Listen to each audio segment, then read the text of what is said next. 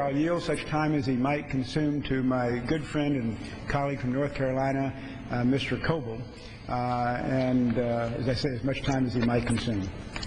The gentleman is recognized. Mr. Speaker, and I first of all want to thank the distinguished gentleman from Texas who serves very ably as our ranking Republican on the House Judiciary Committee.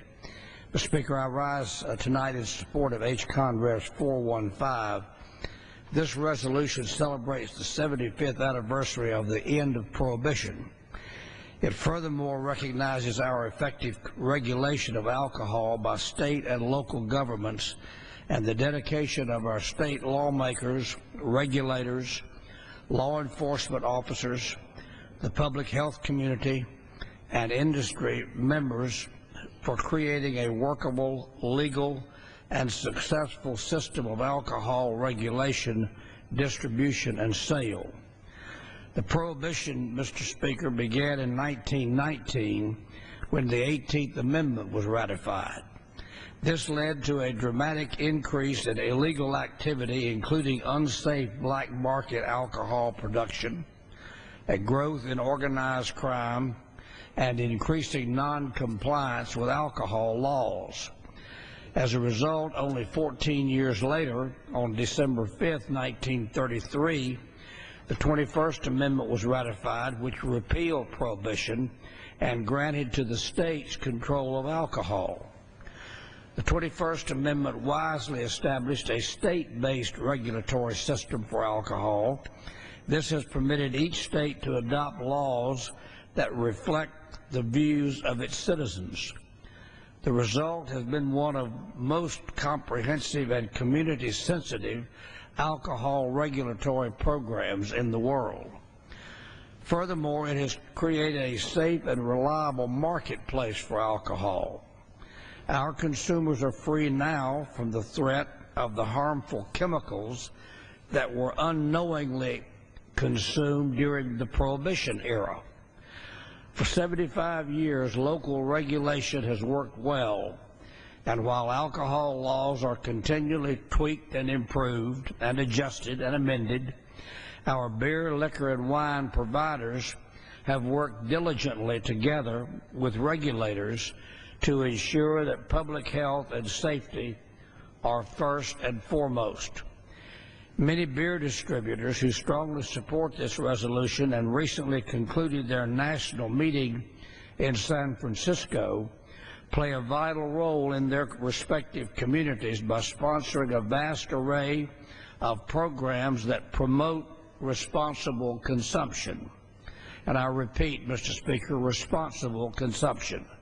The programs range from providing free taxi rides home from restaurant patrons who do not have a designated driver, to sponsoring alcohol-free after-prom events and producing educational materials to assist parents who talk to their children about underage drinking. Distributors also promote alcohol education initiatives that bring guest speakers into local schools and community centers. Some of these speakers who have made mistakes about alcohol, just as the distinguished gentleman from Texas mentioned earlier, became reckless, abandoned discretion and responsible drinking, but they have overcome those mistakes and have lived to retell their stories and therefore encourage others not to make the same mistakes.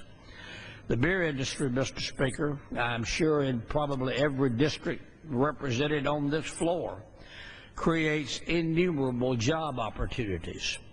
The beer industry, furthermore, has spent nearly $700 million in communities across the country to fight and oppose drunk driving, underage drinking, and promote responsible consumption of alcohol through public safety, prevention, and education campaigns. Additionally, the National Beer Wholesalers Association was instrumental in working with Congress to pass the Stop Underage Drinking bill, which was signed by President Bush in December of 2006. Mr. Speaker, there are many alcohol vendors in my district in North Carolina who devote enormous amounts of time and money to improve the lives of people in our communities.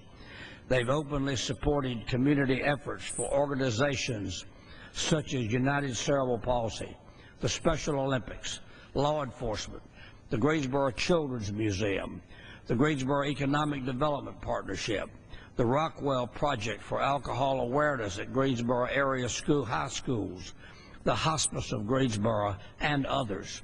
Many of these vendors also unanimously supported countless other efforts throughout the 6th District of North Carolina, and I'm sure many of you can duplicate that in your respective districts. The benefits may vary from community to community, and while there are sound reasons that alcohol should be regulated, it is clear to me that we should recognize and celebrate the 75th anniversary of the end of Prohibition. I encourage my colleagues to support H-Con Res. 415 and reserve the balance of my time. And again, I thank the gentleman from Texas for having yielded to me. The gentleman reserves the balance of his time.